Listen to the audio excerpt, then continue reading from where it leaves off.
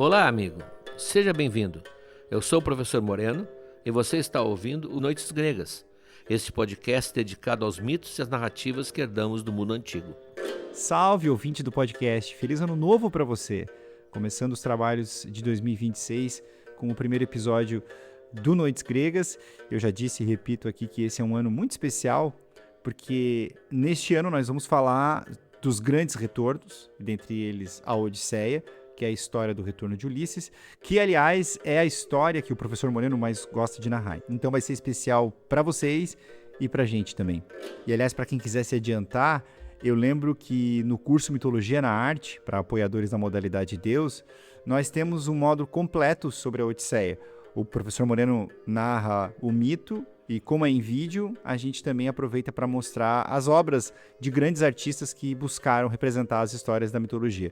Além da Odisseia, o curso também tem outros 4 módulos. Lá tem a saga de Troia, os heróis, tem as metamorfoses, que a gente está gravando agora, e as mulheres de Zeus. Para quem quiser saber mais, tem mais detalhes lá no nosso site. Aqui no podcast, a gente está justamente nessa passagem, né? O fim de Troia e o início de uma outra história, da história dos retornos. Mas antes de falar dos retornos, existe um drama final, trágico e brutal, que é a história das mulheres de Troia. Neste episódio, nós vamos nos ater a 3 figuras centrais da história, que são Cassandra, Écuba e Polixena. Polixena, que foi o último romance de Aquiles, e Aquiles vai voltar à cena justamente por causa dela. Eu volto lá no final para falar do material exclusivo e o professor Moreno começa logo depois da publicidade do Spotify. Um bom episódio.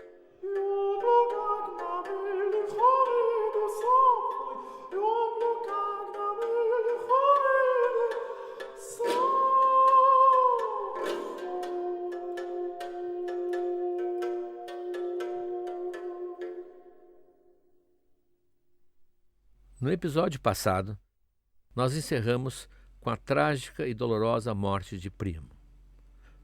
No dia seguinte, a planície de Troia amanheceu batida por uma chuva generosa mandada por Zeus para ajudar a apagar o resto dos incêndios. Debaixo de um céu cinzento, pesados carros de bois iam e desciam do Monte Ida, transportando as cargas preciosas dos tesouros retirados dos templos e das casas abandonadas pelos troianos. Para todo grego, esse era o momento esperado. A colheita de uma guerra tão longa, a recompensa que todos esperavam, o grande butim que seria dividido entre os chefes e os soldados como prêmio pela vitória. Não era pouca coisa. Troia tinha sido até então a cidade mais luxuosa, mais rica do Mediterrâneo.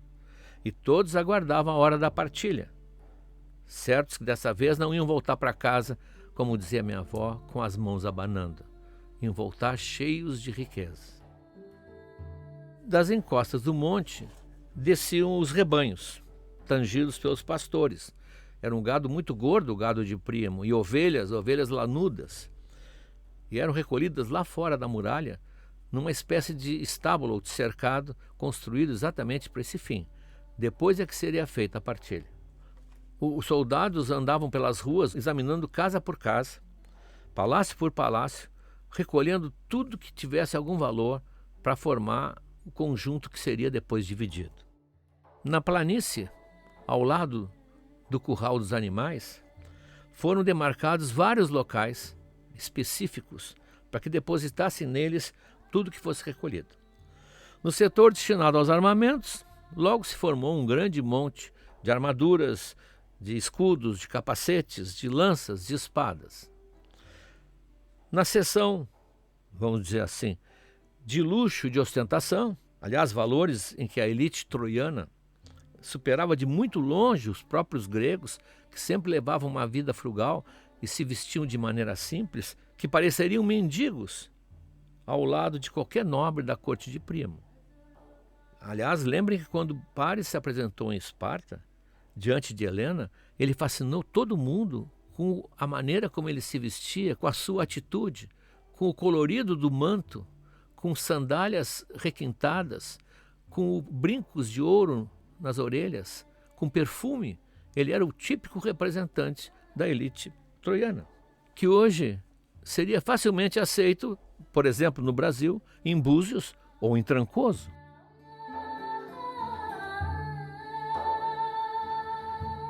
Em outra parte, se amontoavam os móveis de luxo, móveis de ébano legítimo, com entalhes rebuscados e leques de penas de pavão, almofadas de tecidos bordados em ouro, frascos de alabastro, cheios de perfumes desconhecidos, exóticos, que vinham de qualquer parte da Ásia com que Troia comerciava, e estatuetas de marfim, e mantos riquíssimos tingidos de púrpura, porque Troia tinha o segredo dessa cor, a cor dos reis, amuletos de lápis lazulis e frascos de cristal de rocha importados do Egito. Do lado, outra seção, onde se empilhavam lingotes de ouro, de prata, de estanho, de cobre, até de ferro, aliás, cujo uso era pouco conhecido, mas vocês lembram que estava naquela lista de presentes que o Agamenon ofereceu para Aquiles quando tentou fazê-lo voltar ao combate. Ali havia várias porções de ferro oferecidas para ele.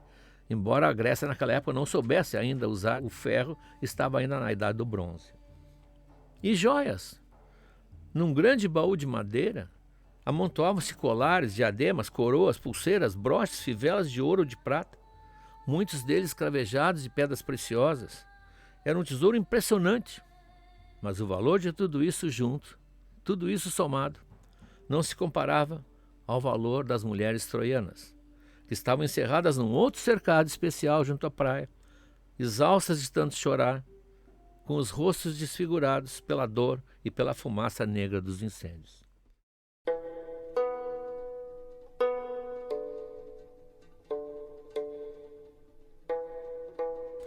Ali estavam as mulheres da nobreza troiana e principalmente a família de Príamo.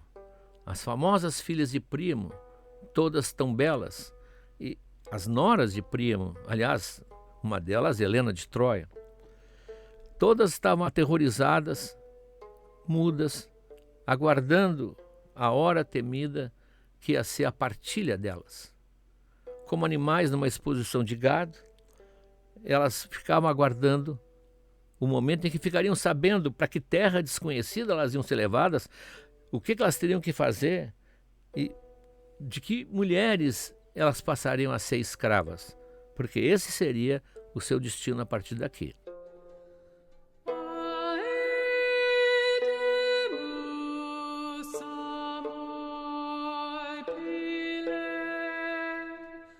É um dos momentos da literatura clássica em que mais claro fica o drama de ser mulher num mundo completamente masculino. Sem os seus pais, sem os seus irmãos, sem os seus maridos, elas não eram nada. Elas passavam a ser uma espécie de mercadoria, junto com as outras todas que estavam guardadas na planície e que seriam levadas para um destino sobre o qual elas não tinham a menor ingerência. Elas não podiam dizer nada, não podiam escolher nada, apenas acatar o que o destino trouxesse ou então pôr fim à sua vida.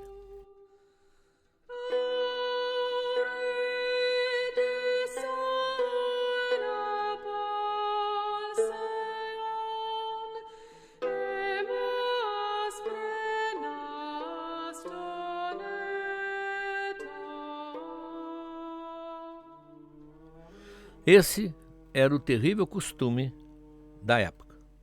Numa guerra, depois de matar todos os homens do povo vencido, os vencedores então aprisionavam e repartiam os sobreviventes, especialmente se fossem mulheres de origem nobre, porque havia a ideia de que assim melhorava o plantel familiar do povo vencedor. Helena de Troia foi recebida com grande festa em Troia, lembram? Porque ela era filha de Zeus, a mulher mais bonita do mundo, e Troia passava, portanto, a ter algo de maior valor dentro das suas muralhas. Quase que podemos dizer que as mulheres eram a peça principal no espólio de guerra. Aliás, todos viram como começa a Ilíada, com uma encrenca entre o Agamenon e entre o Aquiles por causa das respectivas cativas. Agamenon é obrigado a devolver a sua cativa, a Criseida, ao velho pai, O velho pai lembra que é um sacerdote de Apolo e, portanto, por interferência de Apolo, ele é obrigado, a contragosto, a devolver a moça. E, num arrobo de arrogância, ele, autoritário, tira de Aquiles a sua cativa. A própria guerra de Troia começou por causa de uma mulher. E o conflito da Ilíada começou por causa também de mulheres. Esse era o grande valor. A mulher era realmente apenas um prêmio, era apenas um troféu, mas era de extraordinário valor.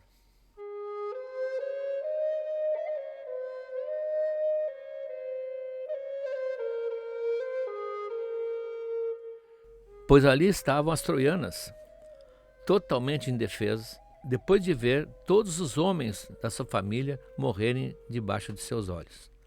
Cada uma ali passaria a ser troféu de um guerreiro. Nunca mais voltaria a essa terra em que tinha nascido, e a partir de agora, elas tinham que estar prontas para gerar filhos para a Grécia.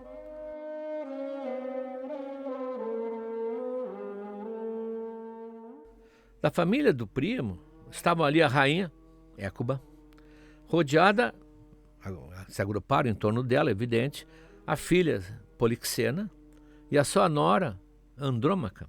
Lembra, a mulher de Heitor, viúva de Heitor. E um pouco mais afastado, Helena, que mal ou bem ela era a nora de Écuba, tinha casado com Paris, que tinha sido levada também para o mesmo cercado. E, portanto, passaria a ser uma das maiores presas daquela guerra, um prêmio divino, Helena de Troia. Parêntese necessário. É claro que isso não passava de mais uma artimanha do Ulisses.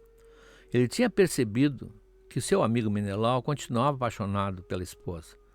E tinha também percebido que havia muitos que queriam matar Helena para vingar-se das mortes que ela tinha causado. Por isso, ele aconselhou Menelau, para manter as aparências, que incluísse a Helena também no lote das cativas troianas. Por isso ela estava lá no cercado. Mas sugeriu também que ele, sendo o segundo homem mais importante do exército grego, alegasse que queria a Helena, não queria submetê-la a um sorteio, para que ele pudesse levá-la para casa e acertar com ela todos os problemas que ela tinha criado. Com isso, Ulisses estava salvando Helena, lembra no episódio passado, talvez pagando aquela dívida de Helena tê-lo encontrado, como nós vimos antes, em Troia e não o denunciou. O plano era simples e eficiente. Antes que começassem as partilhas, Menelau se adiantou e disse: eu quero Helena para mim. Mas dou uma compensação para todo mundo. Eu não quero nenhuma riqueza, eu não quero divisão de nada. Eu não vim aqui para isso. Vocês todos sabem que eu vim aqui para buscar minha mulher e matar aquele que desonrou a minha casa. Vocês foram muito solidários, me ajudaram, vocês vieram aqui para morrer por minha causa e por isso vocês merecem todas as riquezas que Troia produziu. Dividam tudo, eu não preciso mais nada. Eu fico contente apenas de levar a Helena embora. Como Ulisses tinha previsto, ninguém se opôs. Claro, o bolo ficava maior para dividir. Menelau, então, sem dizer mais nada, levou Helena para o seu navio. O ajuste de contas ia ser depois, como nós vamos ver. Fecha parêntese.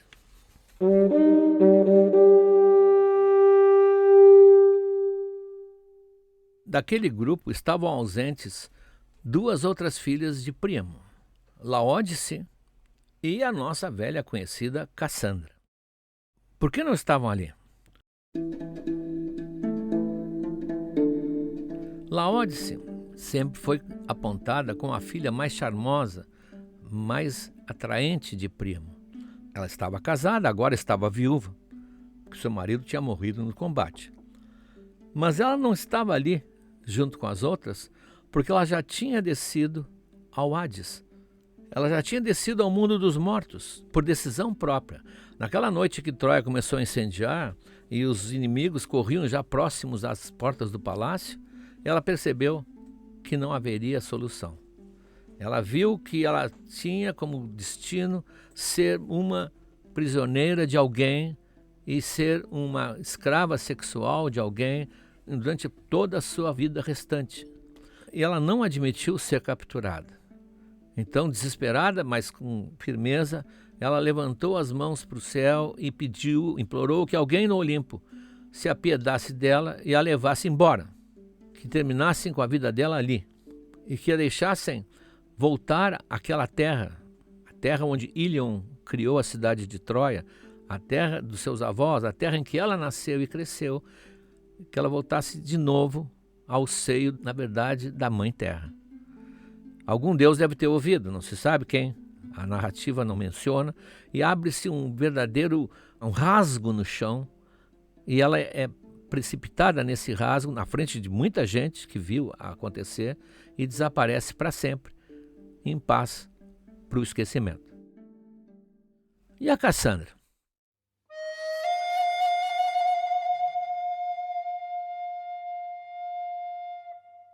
Bom, a Cassandra, nós já vimos várias vezes, inclusive temos até uma hora do oráculo sobre ela.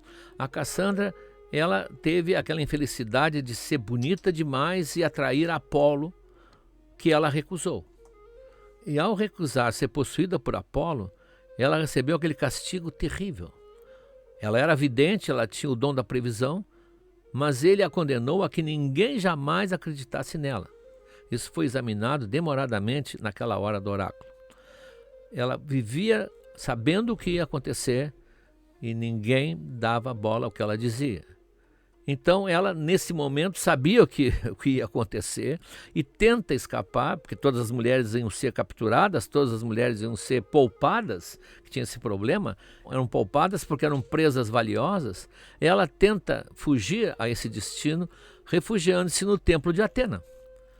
O templo dos gregos, vocês lembram, era a morada do deus. Um templo de Zeus era um templo onde Zeus poderia estar ali a qualquer momento. Um templo de Atena era um templo em que Atena podia estar ali. Então, por isso era considerado um território sagrado. Era o que nós chamamos de santuário. Quem entrasse lá, ou às vezes até quem tocasse na porta, como já aconteceu em várias histórias da mitologia, ao tocar na porta, ao tocar no altar, ao botar um pé no altar, ela estava sob a proteção divina. E foi isso que ela tentou fazer. Por isso, quando ela conseguiu entrar no templo e se abraçar na estátua de madeira de Atena, o famoso Shoan, ela achou que estava segura, sob a proteção de uma das deusas mais poderosas. Ajax, não o Ajax grande, o Ajax grande, aquele, talvez o mais forte guerreiro grego, tinha morrido, vocês lembram? Ele deu fim à própria vida quando perdeu a disputa pelas armas de Aquiles, que ficaram com Ulisses. Está narrado no episódio a disputa pelas armas. É o Ajax menor, não eram irmãos, não eram da mesma casa, mas sempre foram distinguidos na Ilíada pelo tamanho. O Ajax grande e o Ajax pequeno, ou o Ajax grande e o Ajax menor. O Ajax menor, ele fica alucinado ao ver Cassandra ali em defesa e vai buscá-la à força, vai arrancá-la à força do templo de Atena. Na luta que se segue, a estátua cai no chão, portanto é profanada, e ele arrasta Cassandra para fora. O que aconteceu, ninguém sabe muito bem. Alguns autores, não esqueçam que nós estamos depois de Homero, e depois de Homero surgiram dezenas de autores que inventaram as mais variadas versões. Mas algumas versões dizem que ele realmente a violentou. Outras dizem que não, que ele, ao ver que a estátua tinha caído no chão e que a estátua trazia nesse momento uma expressão carregada de reprovação, porque as estátuas muitas vezes, quando consultadas, manifestavam-se com expressões faciais, uma expressão de aprovação muitas vezes a um pedido, ou uma expressão de reprovação. Eles davam, portanto, às estátuas a capacidade de se manifestar. Ele resolve sair dali porque sentiu que tinha atravessado a risca, tinham atravessado a linha que separa os homens dos deuses e que podia esperar ser castigado, como realmente foi. Nós vamos ver.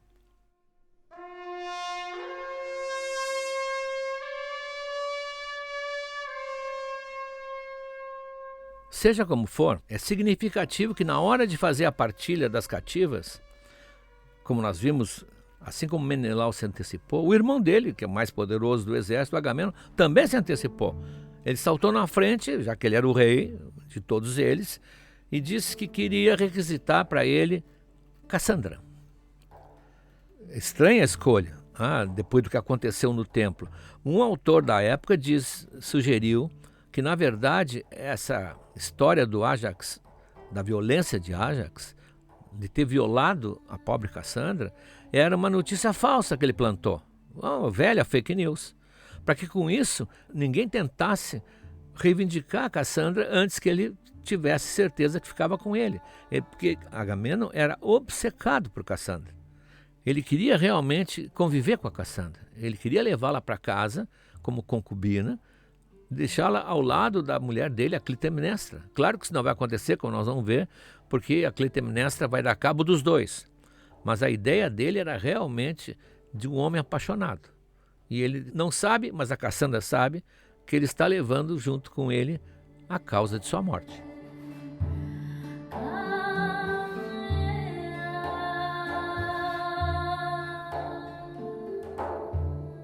Lá na beira da praia, no cercado, Hécuba logo ficou sabendo que Cassandra seria levada justamente por Agamenon. Logo o odioso vencedor daquela guerra, que tinha destruído a cidade dela, eliminado quase toda a família.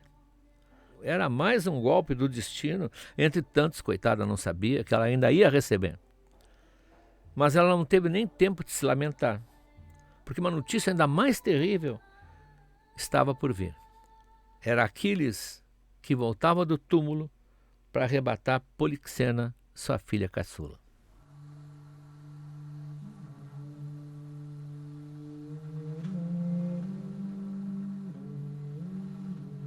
Acontece que o mais importante guerreiro da guerra de Troia, agora morador do mundo dos mortos, ou como diziam, agora junto com os deuses, também queria participar da partilha. Ele tinha visitado seu filho Neoptólemo durante o sono para fazer um pedido. Na verdade, nem era pedido, era uma reivindicação. Ele alegava que, como todos os demais, até mais ainda que os demais, pela sua contribuição, ele também merecia a sua recompensa. Ele beija o filho no sono, faz recomendações sobre a vida, sobre o comportamento, sobre costumes, mas faz um pedido formal. Filho, se minha luta ao redor dos muros de Príamo for lembrada nos corações deles, então que Polixena seja levada ao meu túmulo. É ela que eu peço como minha parte dos despojos. É ela que eu quero receber. E que ela seja lá sacrificada. Alguns até comentam que seria uma espécie de companheira na morte que ele queria. Já que ele estava lá no mundo dos mortos, ele queria que Polixena fosse com ele. Porque ele tinha se interessado muito por ela quando ele a viu lá no famoso pomar onde morreu o Troilo. Nós temos um episódio que fala nisso. Ele sempre ficou encantado com aquela beleza, uma beleza corajosa de Polixena. Então agora ele teria voltado do mundo dos mortos para pedir que ela vá para lá com ele. Mas vai dizer para eles, filho, que todos vão conhecer a minha ira se não fizerem o que eu estou pedindo. Eu vou conseguir agitar esse mar de tal maneira que as ondas vão atrapalhar o caminho de volta e tempestades que eu vou provocar. E vocês vão ficar presos aqui muito mais tempo do que queriam. Portanto, diz para eles fazerem o que eu quero. E tendo assim falado, o espectro, ou fantasma, como quiserem, desapareceu, diz o texto, como se levado na asa de uma súbita brisa, o que era sinistro até que ficou poético. Bom, no outro dia, quando acordou, o Neoptólemo, evidentemente, convocou a assembleia e foi avisar, foi levar o recado de Aquiles. O Agamenon e os outros chefes aprovaram instantaneamente, sem discussão. Primeiro porque ele queria uma jovem cativa que para eles não fazia diferença, mas principalmente porque ele continuava a ser temido e respeitado, mesmo no mundo dos mortos, onde, repito, ele estaria agora já do lado dos deuses, portanto, num outro patamar de poder. E a viagem até a Grécia era longa, cheia de percalços, e o mar realmente vinha se alterando nos últimos dias, pouco a pouco, de uma maneira inquietante. Então, para garantir que eles tivessem uma navegação tranquila, é o que eles pensam, mas não vão ter, nós vamos ver depois, eles então concederam a Aquiles o que ele pedia: sacrificar Polixena.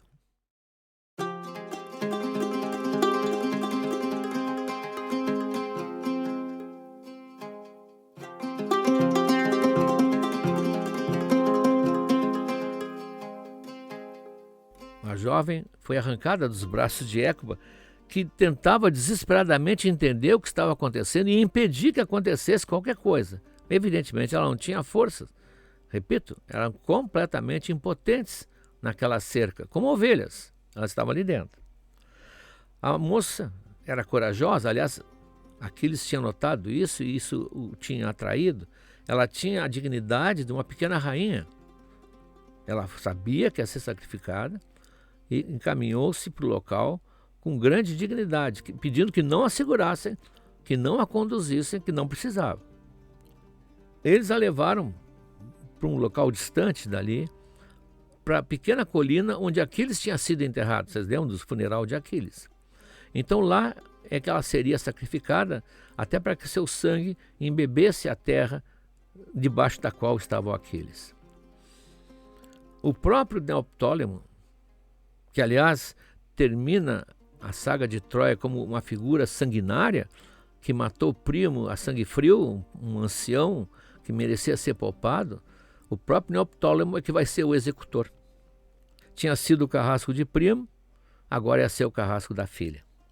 Ele fez ali uma libação, lembra, libação é quando se derrama um vinho no chão para homenagear os mortos. Ele fez uma libação ali numa taça de ouro, em homenagem ao seu pai, desembainhou a espada e voltou-se para ela. Polixena, sem tremer, baixou a cabeça, fechou os olhos e ofereceu-lhe o pescoço.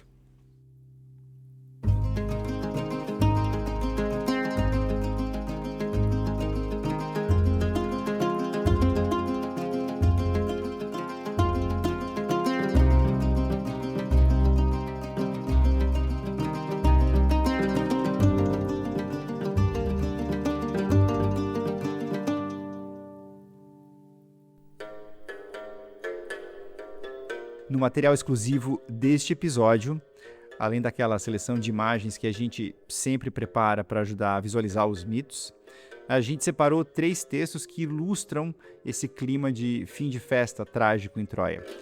O primeiro é mais um capítulo do livro do Moreno, Troia, e lá tem mais detalhes sobre essa história do fantasma de Aquiles. E o texto foca muito no drama de Écuba, que simplesmente não consegue acreditar que, mesmo depois de morto, o Aquiles continua perseguindo a família dela.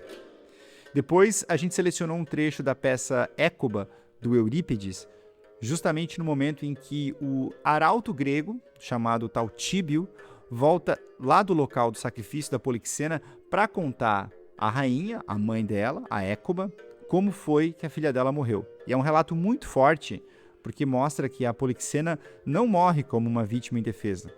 E o próprio arauto diz que a Écuba é, entre aspas, a mãe da mais nobre das filhas e, ao mesmo tempo, a mais infeliz das mães. Retrata perfeitamente a tragédia desse episódio. E, por fim, um texto sobre a Laódice. Nós falamos sobre ela aqui no episódio, ela que sumiu na terra para não ser capturada. O material traz um texto que explica melhor quem era ela, e mostra, por exemplo, como Homero descreve a Laódice, ela aparece na Ilíada, e cita outros autores também que narram esse momento em que ela é acolhida por Gaia. Tem várias curiosidades para quem gosta de entender coisas que vão além do mito ou que persistem depois do mito. O material está disponível lá na área do apoiador. Se você não tem acesso, é só entrar em noitesgregas.com.br/apoiar e fazer o seu apoio. O link está na descrição do episódio. Os nossos apoiadores já têm disponíveis lá mais de 300 textos, centenas de imagens e, para quem apoia na modalidade Deus, tem mais de 70 aulas do nosso curso Mitologia na Arte.